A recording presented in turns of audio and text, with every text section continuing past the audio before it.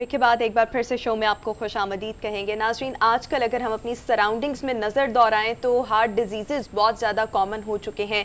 नौजवान भी इससे इक्वली मुतासर हो रहे हैं। अगर इससे ऊपर के ग्रुप की बात करें, एल्डर ग्रुप की बात करें, तो वो भी इससे बहुत ज़्यादा मुतासर हो रहे हैं। बहुत से कॉजेज़ हैं इसके, लेकिन जहाँ पर बहुत सी बीमारियों का इलाज जो है वो योगा के ज़रिए मुमकिन है। तो ये कहा जाता है कि हार्ट डिजीज़ को भी बहुत हद तक क्योर किया जा सकता है, कंट्रोल किया जा सकता है योगा करके। तो आज हम इस पर बात करेंगे। योगी नईम हमें शो में ज्वाइन कर चुके हैं। Naeem, thank you so much, welcome to the show.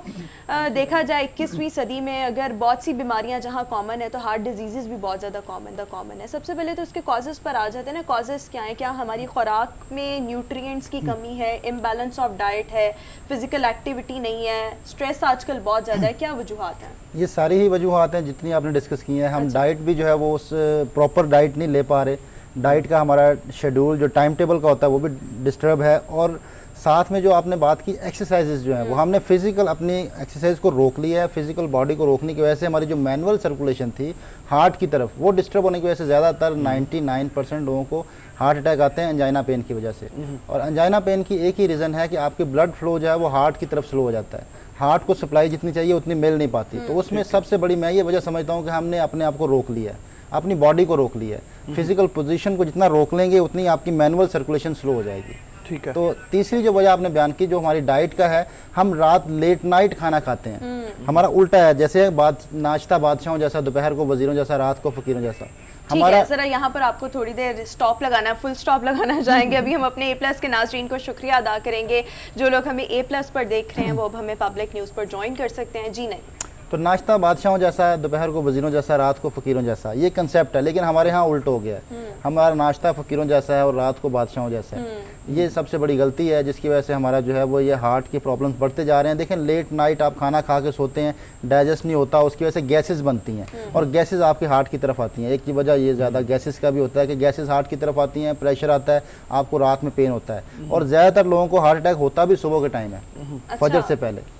इसकी ये रीज़न है कि पूरी रात में वो गैसेस बनी होती हैं, गैसेस बनती हैं हार्ट की तरफ और आई लेट होती हैं, नाइट इस वजह खाना से। खाते हैं। अगर आप रात का खाना अर्ली कर लें, रात का खाना और सादा कर लें, जितना सादा हो सकता है, तो आप हार्ट डिजीज़ से बच सकते हैं। आपको अर्ली मतलब क्या, कौन सा वक्त सूटेबल वक्त होगा जिसमें मतलब आप खाना खा के, जो आप कह रहे हैं भाजी? खाने का सही वक्त तो ये है कि आप तकरीबन आजकल के हिसाब से जैसे 8 बजे के करीब आप खाना खा लें रात का, 8 बजे के करीब। लेकिन हमारे यहाँ खाना ज़्यादातर 10 बजे के बाद खाया जाता है। रात का खाना 10-11 बजे लोग खाना खाते हैं या 8 बजे खाकर दोबारा भी 10-11 बजे से दोबारा शिफ्ट लगाते हैं। तो असल में नींद भी हमारी बहुत लेट है ना। नींद हम रात को लेट सोते हैं जिसकी वजह से खाना दोबारा भूख लग जाती है। तो खाने का जो सही टाइम है वो तो यही है कि आप इशा से पहले आप खाना खा लें और उसके बाद फिर आप थोड़ी सी चहलकदमी ज़रूर करें। आपको थोड़ा सा अपने आप को फिर दोबारा चलाना है ताकि जो आपने खाना खाया है वो सही तरह डाइजेस्ट हो जाए। और रात का खाना जितना सादा होगा उतना ही आपके लिए फ़ायदेमंद होगा। जितना सादा खाना होगा, आप रंगीन ग़िज़ाएं रात को ही इस्तेमाल करते हैं। अब देखें, जितने फंक्शंस आते हैं शादियों के, जितने आपके कोई इवेंट्स हैं वो रात के टाइम है। ये ज़्यादातर जो वजह मैं समझता हूँ कि हार्ट डिजीज़ की वो यही है कि हम खाना लेट नाइट पे ले गए हैं। हमने हैवी खाने रात में शिफ्ट कर दिए हैं। मुरगन ग़िज़ाएं, ऑयली खाने वो सारे रात में शिफ्ट कर दिए। वो आप देखें ना, किसी ज़माने में निहारी, पाए, हरीसे, ये सारे सुबह के वक्त होते थे नाश्ते में। फजर के वक्त लोग खाया करते थे। उसके बाद सारा दिन वो अमूमन उन्होंने भूखे रहना। अब ये उलट हो गया। अब ये हो गया कि निहारी भी रात को और पाए भी रात को, और मतलब ये जितनी मुरगन खालिस ऐसी ग़िज़ाएं, और फिर ये ग़िज़ाएं जो हैं ये वैसे भी आपके चर्बी बढ़ा रही हैं। और ये कहा जाता है ऐसी ग़िज़ाएं तो साल में एक दफ़ा इस्तेमाल करनी चाहिए। इनका तो रिवाज भी बहुत ज़्यादा बढ़ता चला जा रहा है। देखिए बहन, जिस चीज़ का नाम ही निहारी है, और वैसे पाजी जब रऊफ साहब जब निहारी पाए की जब बात करते तो मुंह में वैसे भी स्वाद आ जाता है, दिल करता है खाने के लिए। बात करने का एक और चीज़, जिस तरह रऊफ साहब ने बात की, आजकल गर्मियों का सीज़न है तो गर्मियों के सीज़न में नाश्ता बड़ा मुश्किल से होता है। मतलब बड़े वही नहीं होता, ऐसे ही ऐसी सूरत बन जाती है। तो उसके लिए क्या ऐसी कोई डाइट? जैसे गर्मी का मौसम है, गर्मियों में लस्सी ज़रूर इस्तेमाल करें। लस्सी जो है वो आप सुबह सुबह अगर पीते हैं, मीठी पी लें, कोई इशू नहीं है, मीठी लस्सी पी लें। आप सुबह के टाइम आप नाश्ते में जो भी खा लेंगे, दिन भर आप काम करेंगे, डाइजेस्ट हो जाएगा। काम करेंगे, ये नहीं कि नाश्ता करके फिर सो जाएंगे। वैसे मतलब कुछ खाने के बाद ही लस्सी लेनी पड़ेगी, क्योंकि उस दिन आपने बोला था कि भाई खाली पेट लस्सी जो है वो उसमें शुरू में आप खजूर ले लें, आप कोई भी ऐसी शहद का पानी पी लें। निहार मुँह आपने दही लस्सी नहीं लेना। निहार अच्छा, निहार मुंह। हमारे यहाँ पर तो ये कहते हैं कि निहार मुंह, एम्प्टी स्टमक अगर आप दही का इस्तेमाल करते हैं तो वो बड़ा फायदेमंद है।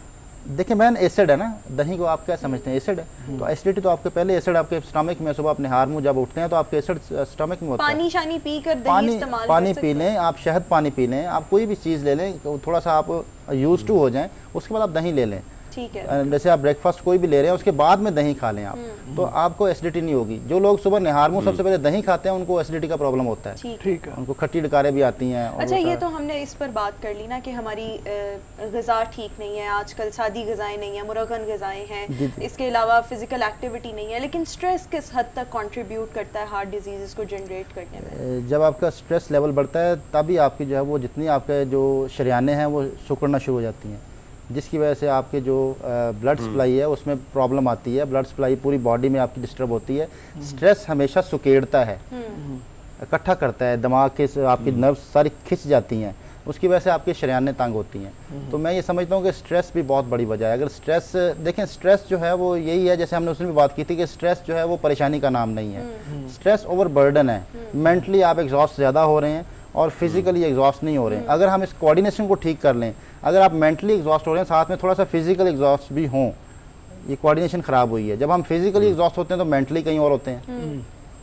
हम फिजिकली कोई भी काम करते हैं तो मेंटली अटैच नहीं होते। ठीक है। ये कोऑर्डिनेशन डिस्टर्ब होने की वजह से हमारा स्ट्रेस लेवल बढ़ता है। अच्छा अगर जी, हम इन चीज़ों को exercises- ओवरकम कर लें तो काफ़ी हद तक की हार्ट डिजीज़ पर काबू पाया जा सकता है। जी, पहले चलकर एक बिल्कुल, वीडियो देख एक्सरसाइज लेते जरा हैं। हो जाए। पहले जी, वीडियो जी, दिखाएं, जी, वीडियो जी, के साथ बिल्कुल, मतलब लोगों को बिल्कुल, बताते हैं कि बिल्कुल। कौन सी एक्सरसाइज होनी चाहिए। ये वीडियो चलाइए, ये देखिए आप, ये एक्सरसाइज आपने हार्ट के लिए। कपालभाति क्रिया है ये। ये तो बहुत मुश्किल लग रही है। पेट को खींचना, सांस निकालते हुए। ये मैंने सर्कुलेशन के लिए एक्सरसाइज बताई थी, जैसे कि आपकी हार्ट की तरफ जो सप्लाई है वो स्लो होती है। ठीक आप पैरों को सिर्फ खींचते हैं, पिंडलियों की एक्सरसाइज करते हैं तो इससे आपकी सप्लाई दिल की तरफ बढ़ती है। ठीक है। योगा ये कहता है कि आपकी पिंडलियों में 2 दिल लगे हुए हैं जो दिल की मावनत करते हैं, ठीक है। जो दिल की तरफ खून की सप्लाई बढ़ाते हैं। तो आप सिर्फ पैरों को अपने खींचते हैं तो ये आपकी जो है वो ब्लड सप्लाई दिल की तरफ जाती है। फिर आप ठीक। अपने पाँव को आगे खींचते हुए आगे बढ़ेंगे, लेकिन देखिए कमर को सीधा रखना है आपने। ठीक कमर है। आपकी सीधी रहनी चाहिए और आपने ऊपर देखते हुए आगे बढ़ना है। पूरी टांग के पीछे स्ट्रेच आएगा।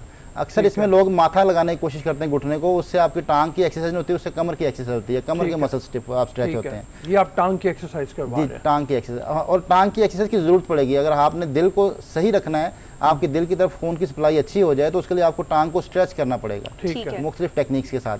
अभी ओके। दूसरी टांग से फिर जो है वो हम आगे बढ़ेंगे, फिर दोनों इकट्ठी भी। और देखें इसमें कमर को सीधा रखना है, नीचे आपने नीचे माथा लगाने की कोशिश नहीं करनी घुटने को, आपने ऊपर देखते हुए कमर को सीधा करना है और सीने को उठाने की कोशिश करनी है ऊपर की तरफ। अगर पैर पकड़े जाते हैं पकड़ लें, अगर नहीं पकड़े जाते तो जितना इजीली आप कर सकते हैं तो कर लें। ठीक उसके है। बाद फिर आप एक साइड पे पाँव निकाल लें और आगे की तरफ बढ़ते हुए अपना जो है वो एक हाथ को नीचे लेके जाने की कोशिश करें। ये जिस तरफ आप झुके हैं इस तरफ आपकी टांग में स्ट्रेच आएगा बैक मसल्स पे। ठीक है। अब ये दूसरी तरफ है। फिर दूसरी तरफ इसी तरह आगे की तरफ पहले बढ़ेंगे, जैसे किसी चीज़ को पकड़ने के लिए आगे बढ़ते हैं, ठीक है। और फिर नीचे आएंगे ताकि मुकम्मल स्ट्रेच आ जाए। फिर आप नीचे आ जाएं और ओके। बिल्कुल और ये सीधा करेंगे बॉडी कितनी कितनी दफा करना है? ये आप 5 दफ़ा कम से कम 5 दफा एक साइड एक साइड से, और थोड़ी देर रुकने की कोशिश कीजिएगा। इसमें बैलेंस बहुत ज़्यादा ज़रूरी है। बहुत हाँ ज़रूरी जी। है। अच्छा, इसमें फिर तो ये आप क्या है? देखें, आप टांगे सीधे रखते हुए नीचे झुक जाएं, जितना इजीली झुक सकते हैं। टांगे सीधे रखनी है, बैक मसल्स को स्ट्रेच करना है बेसिकली। ठीक है। मैं अगर आपको बहुत शॉर्ट वे में बताऊं तो आपकी जो बैक मसल्स टांगों के हैं उनको अगर आप स्ट्रेच करते हैं तो आपके दिल की सेहत अच्छी आना शुरू हो जाती है, ओके। जैसे ही बैक मसल्स को आप स्ट्रेच करते हैं। ठीक है। ठीक है। और ये कितनी देर? आप तो काफी देर झुके रहे हैं। जी जी।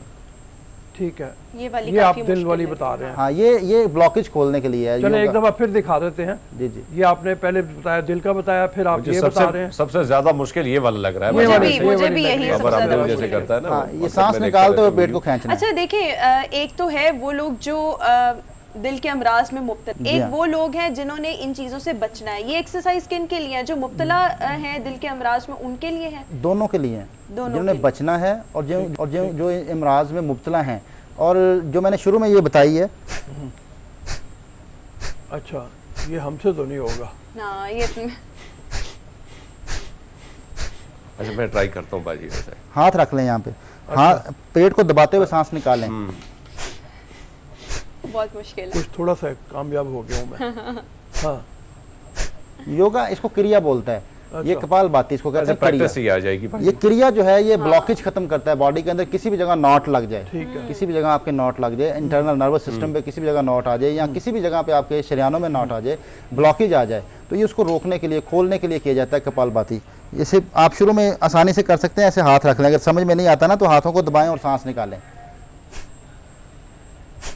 अच्छा, ये सांस आप बाहर निकाल रहे हैं? जी, लेना भी है, निकालना भी। जब बाहर आए तो लेना है, जब दबाना है सांस निकालना है, झटके से सांस निकालना है, जैसे नाक साफ करने के लिए करते हैं, इस तरह।